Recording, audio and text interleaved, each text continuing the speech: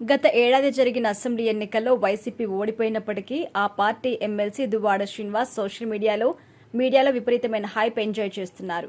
మాధురితో సాగిస్తున్న సంబంధం వెలుగులోకి రావడం, అది కాస్త మీడియాలో పడి సంచలనం కావడంతో దువ్వాడ శ్రీనివాస్, మాధురి ఒక్కసారి హాట్ టాపిక్ అయ్యారు. గత ఏడాది చివరి నుంచి మొదలు పెడితే ఇప్పటి వరకు అటు మీడియా, సోషల్ మీడియా వీరి చుట్టూ తిరుగుతుంది. ఇప్పటికే మాధురి వకులా సిల్క్స్ పేరుతో హైదరాబాద్లో చీరల విక్రయ కేంద్రం ఏర్పాటు చేసింది. దీనిని ఇటీవల ప్రారంభించారు. దాన్ని కూడా సోషల్ మీడియాలో కొన్ని యూట్యూబ్ ఛానల్స్ విపరీతంగా ప్రమోట్ చేశాయి. అంతేకాదు వకులా సిల్క్స్ వల్ల హైదరాబాద్ బ్రాండ్ ఇమేజ్ పెరిగింది అనే రేంజ్లో డబ్బాలు కొట్టారు. ఇప్పుడు యూట్యూబ్ ఛానల్స్ పని అదే కదా, జాకీలు పెట్టి లేపడం, పేమెంట్లు తీసుకోవడం, ఇలానే కదా పనిచేస్తుంది. అయితే దువ్వాడ శ్రీనివాస్, మాధురి ప్రేమ కథకి సంబంధించి అనేక రకాల కోణాలను యూట్యూబ్ ఛానల్స్ బయటపెట్టాయి. కొత్తగా వారి మధ్య సంబంధాన్ని బయట ప్రపంచానికి చెప్పడానికి ఏం లేదు.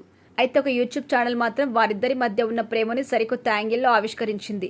దువ్వాడ శ్రీనివాస్, మాధురి మధ్య ప్రేమ ఇప్పుడు పుట్టలేదట. వారి ప్రేమ కథకు 100 సంవత్సరాల చరిత్ర ఉందట.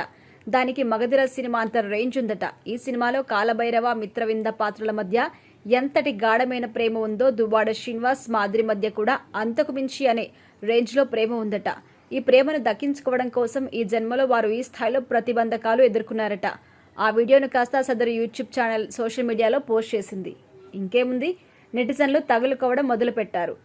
ఆమె మిత్రవింద, ఇతడు కాలభైరవ, చూసేవాళ్ళు మొత్తం పిచ్చోళ్ళు, లేకపోతే మరేంటి, అతని వయసేంటి, ఆమె వయసేంటి, ఇద్దరి మధ్య ప్రేమేంటి, మీడియా, సోషల్ మీడియా ఈ స్థాయిలో దిగజారడం ఏంటి, చూస్తుంటే ఇబ్బంది కలుగుతోంది. సోషల్ మీడియా ఓపెన్ చేయాలంటేనే విరక్తి ఉంటుంది. ఇప్పటికీ వారిని చూసి తెగ విసుగొస్తోంది. ఇప్పటికైనా వారు మారాలని ఆశిస్తున్నాను అంటూ నెటిజన్లు పేర్కొంటున్నారు.